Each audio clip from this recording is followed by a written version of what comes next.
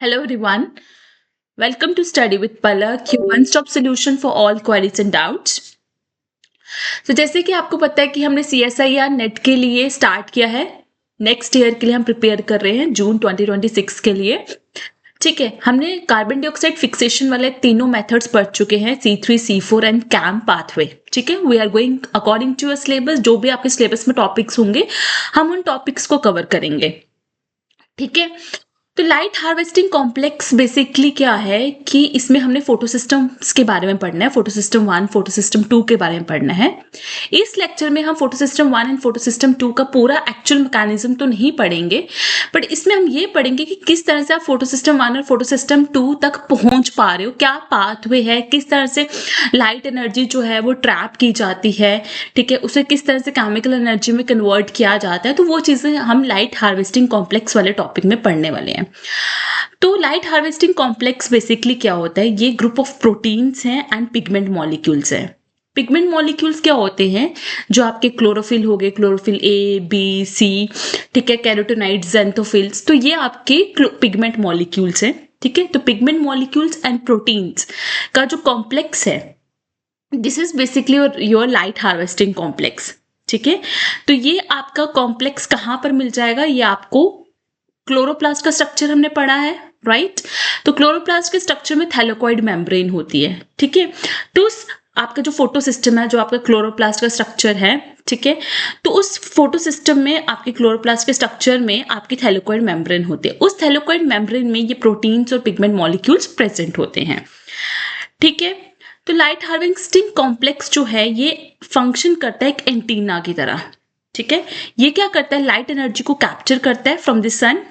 ठीक है, और एक फनलिंग मेथड से, ठीक है, एक फनलिंग मेथड से उस लाइट एनर्जी को जो उसने कैप्चर की है उसको कहाँ पर ट्रांसफर करता है, रिएक्शन सेंटर में ट्रांसफर करता है। बिकॉज जो एक्चुअल फोटोसिंथेसिस हो रही है वो रिएक्शन सेंटर पे होती है। ठीक है, सो बेसिकली क्या होता है कि ये होता है रिएक्शन सेंटर। ठीक है, यहाँ पर बहुत सारे आपके एसेसरी पिगमेंट मॉलिक्यूल्स होंगे, जैसे ज़ैंथोफिल, कैरोटीनॉइड्स, क्लोरोफिल मॉलिक्यूल्स।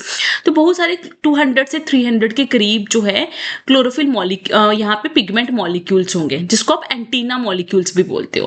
क्या बोलते हो, एंटीना मॉलिक्यूल्स भी बोलते हो। ठीक है, ये क्या करते हैं, इस लाइट एनर्जी को ट्रैप करते हैं। जब ये लाइट एनर्जी को ट्रैप करते हैं तो इलेक्ट्रॉन्स क्या हो जाएंगे, एक्साइट। वो जो एक्साइटेशन एनर्जी है वो नेक्स्ट मॉलिक्यूल के पास जाएगी। इसी तरह से यहाँ से भी ये नेक्स्ट मॉलिक्यूल के पास जाएगी। इस तरह से सारी जगह से होगा, नेक्स्ट मॉलिक्यूल के पास जाएगी, नेक्स्ट मॉलिक्यूल के पास जाएगी, और अल्टीमेटली वो एनर्जी कहाँ पे ट्रांसफर होगी, इस रिएक्शन सेंटर के पास जाएगी। ठीक है, तो ये आपके लाइट हार्वेस्टिंग कॉम्प्लेक्स क्या कर रहा है, एक एंटीना की तरह काम कर रहा है, जो कि उस लाइट एनर्जी को ट्रैप करेगा। ये मॉलिक्यूल्स लाइट एनर्जी को ट्रैप करेंगे, कैप्चर करेंगे फ्रॉम द सन। किसकी फॉर्म में करेंगे, इन द फॉर्म ऑफ फोटॉन्स। ठीक है, और फिर जब ये कोई भी मॉलिक्यूल्स अगर एनर्जी को कैप्चर करता है, ठीक है, तो इलेक्ट्रॉन्स एक्साइट होते हैं, उस एक्स्ट्रा एनर्जी की वजह से इलेक्ट्रॉन्स एक्साइट होते हैं, तो वो एक्साइटेशन एनर्जी जो है वो नेक्स्ट मॉलिक्यूल के पास जाएगी, है ना। इलेक्ट्रॉन एक्साइट होंगे, वो नेक्स्ट मॉलिक्यूल के पास जाएंगे, उसको एक्साइट करेंगे, वो नेक्स्ट मॉलिक्यूल के पास जाएंगे, उसको एक्साइट करेंगे, and ultimately energy will transfer to the reaction centre जहां पे फोटोसिंथेसिस होनी है। ठीक है, सो अब एक टॉपिक आता है क्वांटाजोम। क्वांटाजोम क्या होता है, ये वो पार्टिकल्स हैं जो कि आपके थैलेकॉइड मेम्ब्रेन्स पे पाए जाते हैं, और ये क्वांटाजोम एज अ फोटोसिंथेटिक यूनिट की तरह एक्ट करते हैं। ठीक है, इस क्वांटाजोम्स में क्या होता है, बेसिकली 200 से 300 जो है आपके क्लोरोफिल मॉलिक्यूल्स प्रेजेंट होते हैं। तो that group of 200 to 300 chlorophyll molecules together known as a photosynthetic unit और अ क्वांटाजोम। ठीक है, ये आपकी फोटोसिंथेसिस के लिए लाइट एनर्जी को कैप्चर करते हैं। ठीक है, अब इस मॉलिक्यूल्स में आपके प्रोटीन्स के मॉलिक्यूल्स, लिपिड्स के मॉलिक्यूल, क्लोरोफिल, कैरोटीनॉइड सब कुछ होंगे इस क्वांटाजोम्स के अंदर। ठीक है, तो क्वांटाजोम्स दो तरह के होते हैं, स्मॉलर एंड लार्जर। जो स्मॉलर क्वांटाजोम्स हैं that are the photosystem 1, that make the photosystem 1, और लार्जर क्वांटाजोम्स जो हैं दैट मेक दी फोटोसिस्टम 2। ठीक है, and the term quantasome was given by Park and Biggins in 1964। ठीक है, to describe this granular structures in quantasomes को इन्होंने क्या कहा, they are the functional units of photosynthesis. ठीक है। हर एक क्वांटासोम्स के अंदर एटलीस्ट 230 से 300 क्लोरोफिल मॉलिक्यूल्स प्रेजेंट होते हैं। ठीक है, तो मैंने अभी ये स्ट्रक्चर बताया ना आपको, ये सेंटर में होगा रिएक्शन सेंटर जिसमें क्लोरोफिल ए होता है। ठीक है, याद रखना रिएक्शन सेंटर में कौन सा क्लोरोफिल का मॉलिक्यूल होता है, क्लोरोफिल ए मॉलिक्यूल होता है। ठीक है, उसके बाहर आपके ये बहुत सारे एसेसरी मॉलिक्यूल्स होंगे जिसको आप एंटीना मॉलिक्यूल्स भी बोल सकते हो। ठीक है, तो बाहर वाले जो मॉलिक्यूल्स होंगे उनको हम पेरिफेरी एंटीना मॉलिक्यूल्स बोलते हैं। उसके अंदर वाले जो होंगे लाइक दिस वन, ठीक है, ये जो बाहर की तरफ होंगे, ये तो मैंने 2 लेयर्स बनाई है, तो मैंने बोला 200 से 300 मॉलिक्यूल्स प्रेजेंट हो सकते हैं। तो ये वाले जो होंगे this are the periphery antenna molecules, और जो आपके अंदर की तरफ होंगे, ठीक है, जो आपके रिएक्शन सेंटर के पास होंगे वो होंगे आपके कोर एंटीना मॉलिक्यूल्स। ठीक है, तो ये मॉलिक्यूल्स आपके लाइट एनर्जी को क्या करते हैं, कैप्चर करते हैं। ठीक है, लाइट एनर्जी को कैप्चर करते हैं, और उस एनर्जी को कैप्चर करने से इलेक्ट्रॉन्स क्या होते हैं, एक्साइट होते हैं। ठीक है, वो एक्साइटेशन जो है वो अपने नेक्स्ट मॉलिक्यूल को, इलेक्ट्रॉन्स जो हैं वो एनर्जी को ट्रांसफर करेंगे। ठीक है, एनर्जी को ट्रांसफर किया और उसकी वजह से वो वाले मॉलिक्यूल्स नेक्स्ट जो जिसको एनर्जी को ट्रांसफर किया वो एक्साइट होंगे। ठीक है, तो ये इस तरह से चलता रहेगा। ठीक है, एनर्जी ट्रांसफर होती रहेगी, और अल्टीमेटली वो एनर्जी को किसको ट्रांसफर करना, उन्होंने रिएक्शन सेंटर पे जहां पे आपकी फोटोसिंथेसिस होनी है। तो मेन पिगमेंट मॉलिक्यूल जो आपके रिएक्शन सेंटर में प्रेजेंट है वो आपका क्लोरोफिल ए मॉलिक्यूल है। This is called as antenna complex, जिसके अंदर आपके प्रोटीन्स भी आएंगे, जिसके अंदर आपके पिगमेंट मॉलिक्यूल्स भी आएंगे। ठीक है, तो जब लाइट जो है इन पिगमेंट्स में फॉल होती है, ठीक है, मैंने पहले भी बताया आपको कि लाइट एनर्जी को किस फॉर्म में अब्सॉर्ब करते हैं, फोटॉन्स की फॉर्म में। ठीक है, तो एसेसरी पिगमेंट्स जो हैं आपके फोटॉन्स को अब्सॉर्ब करेंगे। एसेसरी पिगमेंट्स में आपके कुछ भी हो सकता है, कैरोटेनॉइड्स, ज़ेंथोफिल्स, क्लोरोफिल मॉलिक्यूल्स, कुछ भी। ठीक है, सो वो उस एनर्जी को नेक्स्ट मॉलिक्यूल को पास ऑन करेंगे, नेक्स्ट चलता रहेगा, एंड फाइनली उन्होंने एनर्जी को कहाँ पे ट्रांसफर करना, उन्होंने एनर्जी को ट्रांसफर करना है क्लोरोफिल ए मॉलिक्यूल में, जो कि आपका रिएक्शन सेंटर में प्रेजेंट है। ठीक है, क्योंकि एक्चुअल जो रिएक्शन है, फोटोसिंथेटिक रिएक्शन जो होनी है वो क्लोरोफिल ए मॉलिक्यूल में ही होनी है, रिएक्शन सेंटर में। समझ आई बात? ठीक है, चलो, तो क्लोरोफिल ए मॉलिक्यूल जो है जब फोटॉन्स को अब्सॉर्ब करेगा थ्रू एसेसरी पिगमेंट्स, डायरेक्टली तो नहीं करेगा, एसेसरी पिगमेंट्स के थ्रू जब वो एनर्जी को अब्सॉर्ब करेगा तो वो जो है उसमें से पेयर ऑफ इलेक्ट्रॉन्स जो है वो एक्साइट हो जाएंगे, क्योंकि उस एक्स्ट्रा एनर्जी को अब्सॉर्ब करने से, ठीक है, वो electrons get excited and that electrons will be accepted by, वो किसको डोनेट कर रहा है, एक प्राइमरी एक्सेप्टर होगा। बाद में पढ़ेंगे प्राइमरी एक्सेप्टर कौन सा होगा, फोटोसिस्टम 1 में अलग होगा, फोटोसिस्टम 2 में अलग होगा।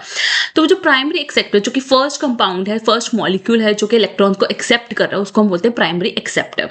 ठीक है, तो क्लोरोफिल ए मॉलिक्यूल जो है इलेक्ट्रॉन्स को डोनेट करेगा टू द प्राइमरी एक्सेप्टर, वो एक्सेप्ट करेगा, ये डोनेट करेगा। ठीक है, तो minimum of 8 photons must be absorbed to produce 1 molecule of oxygen. एक फोटोसिंथेसिस में क्या प्रोड्यूस होता है, ऑक्सीजन प्रोड्यूस होता है, तो एक मॉलिक्यूल ऑफ ऑक्सीजन को प्रोड्यूस करने के लिए एटलीस्ट 8 photons को अब्सॉर्ब करना रिक्वायर्ड है। ठीक है, एंड फॉर दिस 300 और more than 300 chlorophyll molecules act together and make a 1 photosynthetic unit, जिसको आप क्वांटासोम बोल रहे हो। ठीक है, और उसमें सिर्फ एक ही रिएक्शन सेंटर होगा, बाकी सब क्या है, एसेसरी मॉलिक्यूल्स है, एसेसरी पिगमेंट है, एंटीना मॉलिक्यूल्स है। ठीक है, ओनली 1 रिएक्शन मॉलिक्यूल होगा जो कि रिएक्शन सेंटर की तरह होगा, जो कि इलेक्ट्रॉन्स को ट्रांसफर करेगा प्राइमरी एक्सेप्टर पे, जो कि आपका इलेक्ट्रॉन एक्सेप्टर है। ठीक है, तो फोटोसिस्टम्स की बात करें, जो कि आपका प्रोटीन पिगमेंट कॉम्प्लेक्स है, जिसको हम पिगमेंट सिस्टम भी बोलते हैं। इसके 2 कंपोनेंट्स होते हैं, अभी तो आपको समझ आ गया होगा, एक तो होगा एंटीना कॉम्प्लेक्स और दूसरा होगा फोटोकेमिकल रिएक्शन सेंटर। ठीक है, एंटीना कॉम्प्लेक्स में आपके प्रोटीन पिगमेंट कॉम्प्लेक्सेस होंगे, जो कि आपके लाइट हार्वेस्टिंग कॉम्प्लेक्स है। अभी मैंने समझा दिया लाइट हार्वेस्टिंग कॉम्प्लेक्स क्या है। ठीक है, एंटीना मॉलिक्यूल्स क्या हैं। ठीक है, तो वो एनर्जी को अब्सॉर्ब करते हैं और रिएक्शन सेंटर को एनर्जी को ट्रांसफर करते हैं, और जिस मेथड से वो ट्रांसफर करते हैं उसको हम बोलते हैं एक्साइटेशन, इलेक्ट्रॉन एक्साइटेशन मेथड भी बोल सकते हो, रेजोनेंस एनर्जी ट्रांसफर मेथड भी बोलते हैं। ठीक है, तो वो एंटीना मॉलिक्यूल्स एनर्जी को अब्सॉर्ब करेंगे, ठीक है, और रिएक्शन सेंटर को वो एनर्जी को ट्रांसफर करेंगे, and this process is called as resonance energy transfer process. ठीक है, अब मेन रिएक्शन कहाँ पर होनी है? रिएक्शन सेंटर पे होनी है, ठीक है। और वहां पर आपके होंगे फोटोसिस्टम 1 एंड फोटोसिस्टम 2, ठीक है। तो फोटोसिस्टम 1 जो है उसमें रिएक्शन सेंटर है P700। P700 मतलब क्या हुआ?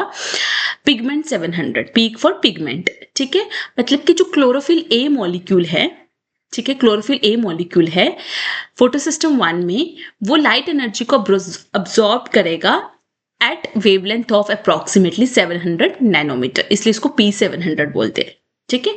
तो ये फोटॉन्स को अब्सॉर्ब करेगा, लाइट एनर्जी को अब्सॉर्ब करेगा, कौन सी वेवलेंथ वाली को? 700 नैनोमीटर, ठीक है। और जब एनर्जी को अब्सॉर्ब करेगा तो इलेक्ट्रॉन्स जो है वो एक्साइट हो जाएंगे और वो प्राइमरी एक्सेप्टर उस इलेक्ट्रॉन्स को एक्सेप्ट करेगा, ठीक है। तो क्लोरोफिल ए मॉलिक्यूल जो है फोटोकेमिकल रिएक्शन सेंटर में, ठीक है, वो P700 है फोटोसिस्टम 1 में, बिकॉज वो लाइट एनर्जी को अब्सॉर्ब कर रहा है वेवलेंथ 700 नैनोमीटर, ठीक है। तो फोटोसिस्टम 1 आपका प्रोटीन पिगमेंट कॉम्प्लेक्स है, तो बेटा हर जगह प्रोटीन्स प्रेजेंट है अलॉन्ग विद द पिगमेंट्स, ठीक है। तो वो लाइट एनर्जी को यूज करेंगे, ठीक है, to transfer electron from plastocyanin to ferredoxin, ठीक है। फोटोसिस्टम 1 क्या कर रहा है? लाइट एनर्जी को यूज कर रहा है इलेक्ट्रॉन को ट्रांसफर करने में from plastocyanin to ferredoxin.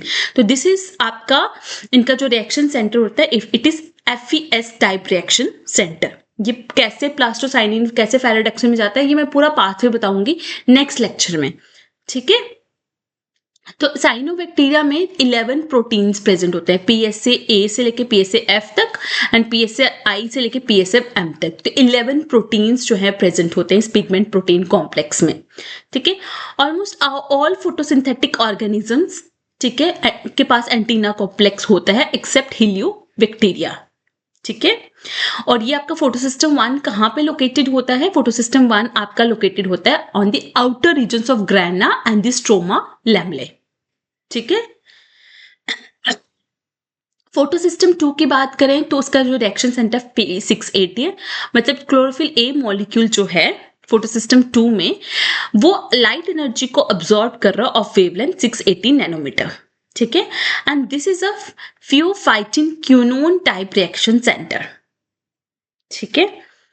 In higher plants, reaction center contains membrane proteins D1 and D2, cytochrome B559, ठीक है, and other proteins along with chlorophyll A molecules, साथ में कोफैक्टर्स वगैरह भी होंगे, ठीक है। ये सब आपके हायर प्लांट्स में प्रेजेंट होगा।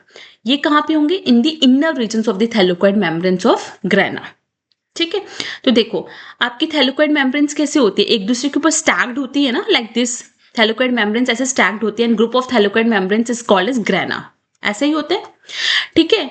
तो आपके जो फ्री वाले रीजन्स है ना, ये फ्री वाले रीजन्स, ठीक है, ये आपका थैलेकोइड मेम्ब्रेन, ये फ्री वाले रीजन्स जो है ना, यहाँ पर आपका फोटोसिस्टम 1 होगा, ठीक है।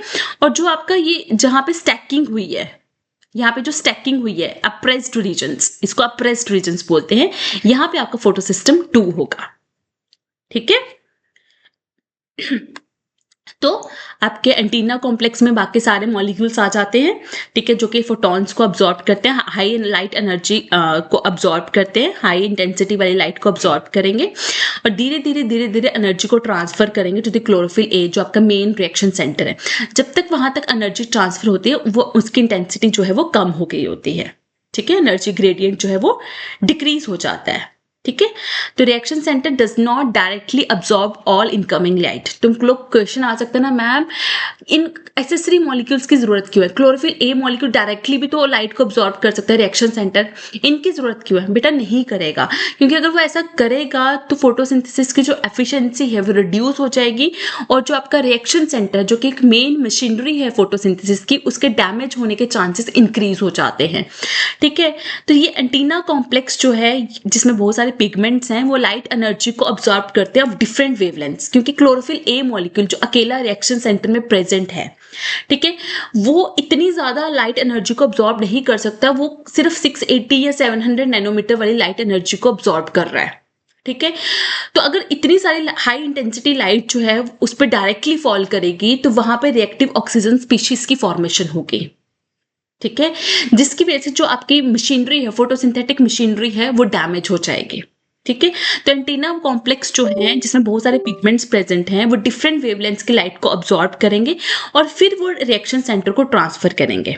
ठीक है। तो ये जो एंटीना कॉम्प्लेक्स है ये एक्ट करता है एक एनर्जी फनल की तरह, जो धीरे धीरे एनर्जी को रिएक्शन सेंटर की तरह ट्रांसफर करता है। ठीक है। तो एसेसरी पिगमेंट्स जो पेरिफेरी पे होंगे वो अब्सॉर्ब करेंगे हाई एनर्जी फोटॉन्स को, फिर वो जो मॉलिक्यूल्स अंदर वाले मॉलिक्यूल्स एंटीना मॉलिक्यूल्स जो अंदर वाले होंगे रिएक्शन सेंटर के पास होंगे उनको एनर्जी को ट्रांसफर करेंगे और अल्टीमेटली एनर्जी कहाँ पर जानी है, रिएक्शन सेंटर में। ये प्रोसेस देखने में इतना लंबा चौड़ा हो रहा है बट एक नैनो सेकेंड्स में ये प्रोसेस हो जाता है। रिएक्शन सेंटर में इलेक्ट्रॉन्स एक्साइट होंगे, ठीक है, और वो इलेक्ट्रॉन्स को कौन एक्सेप्ट करेगा, प्राइमरी एक्सेप्टर करेगा। ठीक है। तो ये सिस्टम जो है ये आपकी जो डैमेजिंग रिएक्टिव ऑक्सीजन स्पीशीज है उसकी फॉर्मेशन को प्रिवेंट करता है। ठीक है। रिएक्शन सेंटर में रिएक्टिव ऑक्सीजन स्पीशीज की फॉर्मेशन ना हो, बिकॉज अगर direct light intensity high intensity light जो है रिएक्शन सेंटर में जाएगी तो हमें रिएक्टिव ऑक्सीजन स्पीशीज की फॉर्मेशन के चांसेस इंक्रीज हो जाएंगे। ठीक है। तो पिगमेंट्स स्पेसिफिकली लाइक कैरोटीनाइड्स ये क्या करते हैं, सेफली एक्सेस जो अब्सॉर्ब्ड लाइट एनर्जी है उसको डिसिपेट कर देते हैं in the form of heat through process called as non photochemical quenching. ठीक है। तो ये जो आपके पिगमेंट मॉलिक्यूल्स है, एसेसरी पिगमेंट मॉलिक्यूल्स है, ये एक्स्ट्रा अब्सॉर्ब्ड लाइट एनर्जी है उसको हीट की फॉर्म में डिसिपेट कर देते हैं through the process called as non photochemical quenching. ठीक है। तो दिस एंश्योर्स दैट जो डेलिकेट मशीनरी है रिएक्शन सेंटर की वो डैमेज ना हो। ठीक है। अब इसमें से क्वेश्चन आया, इस टॉपिक में से क्वेश्चन आया है कि major protein complexes of thylakoid membranes की लोकेशन कहाँ पे है। ठीक है। मैं एक लेक्चर डालूंगी, जैसे मेरा फोटोसिंथेसिस वाला पार्ट खत्म होगा ना तो जितने भी फोटोसिंथेसिस के ऊपर CSIR में क्वेश्चंस पूछे गए हैं वो सारे क्वेश्चंस हम डिस्कस करेंगे। ठीक है। तो major protein complexes of thylakoid membrane क्या है, photosystem 1, photosystem 2, ATP synthase and cytochrome B6F complex. ठीक है। फोटोसिस्टम 1 कहाँ पे लोकेटेड है, अभी मैंने ऊपर भी बताया था, जो आपके अनस्टैक्ड रीजन्स होंगे stromal lamellae and grana margins पे। फोटोसिस्टम 2 कहाँ पे होंगे, जो आपके स्टैक्ड रीजन्स है थैलेकॉइड मेम्ब्रेन के। ठीक है। ATP सिंथेसिस जो है अगेन ये अनस्टैक्ड रीजन्स पे होगा, stromal lamellae and grana margins में होगा और ये फेस करेगा towards the stroma to produce ATP। ठीक है। Cytochrome B6F complex evenly distributed है स्टैक्ड अनस्टैक्ड रीजन्स दोनों में। ठीक है। इन ग्राना मार्जिन्स हर जगह ये लोकेटेड है, इवनली डिस्ट्रीब्यूटेड है। ठीक है। सो फोटोसिस्टम 2 जो है वो इलेक्ट्रॉन्स को जो है मतलब जो आपके एक्साइटेड इलेक्ट्रॉन्स हैं उनको ट्रांसफर करता है to the cytochrome B6F complex through plastoquinone in the membrane. ठीक है। थैलेकॉइड मेम्ब्रेन में प्लास्टोक्विनोन है, वहां से वो इलेक्ट्रॉन्स को ट्रांसफर करता है साइटोक्रोम B6F कॉम्प्लेक्स में। साइटोक्रोम B6F कॉम्प्लेक्स जो है इलेक्ट्रॉन्स को ट्रांसफर करता है फोटोसिस्टम 1 में through plastocyanin which is present in the lumen of the thylakoid membrane. ठीक है। ये पूरा प्रोसेस मैं आपको नॉन साइक्लिक प्रोसेस फोटोसिस्टम 1 और फोटोसिस्टम 2 में इलेक्ट्रॉन के ट्रांसफर कैसे होता है मैं पूरा बताऊंगी नेक्स्ट लेक्चर में, जिसमें हम फोटोसिस्टम्स जो हैं डिटेल में डिस्कस करने वाले हैं। ठीक है। यहाँ पे मेरा मतलब क्या था इस लेक्चर में बताने का कि how energy transfer takes place. ठीक है। लोकेशंस क्या होती हैं, ठीक है, फोटोसिस्टम्स की, और किस तरह से जो मतलब एंटीना मॉलिक्यूल्स क्या होते हैं, लाइट हार्वेस्टिंग कॉम्प्लेक्स क्या होता है, कौन कौन से प्रोटीन्स वहां पे प्रेजेंट होते हैं। तो मेरा जो था इसमें बताने का यही था। ठीक है। So movement of electrons through cytochrome B6F complex जो है उसकी वजह से क्या होगा, जो आपके प्रोटॉन्स हैं that will pump into the lumen. ठीक है। जब इलेक्ट्रॉन्स जो है साइटोक्रोम B6F कॉम्प्लेक्स से मूव कर रहे होंगे तो that will pump protons into the lumen, जिसकी वजह से प्रोटॉन ग्रेडियंट जो है वो क्रिएट होगा। उसकी वजह से आपका ATP सिंथेस कॉम्प्लेक्स जो है वो एक्टिवेट होगा और उसकी वजह से आपकी ATP की फॉर्मेशन होगी। ठीक है। तो याद रखना कि आपका क्या होता है, रेजोनेंस एनर्जी ट्रांसफर होता है। ठीक है। फ्री रेजोनेंस एनर्जी ट्रांसफर होता है जब आपके antenna molecules accessory pigment molecules जो हैं एनर्जी को अब्सॉर्ब करते हैं in the form of photons from the sunlight. ठीक है।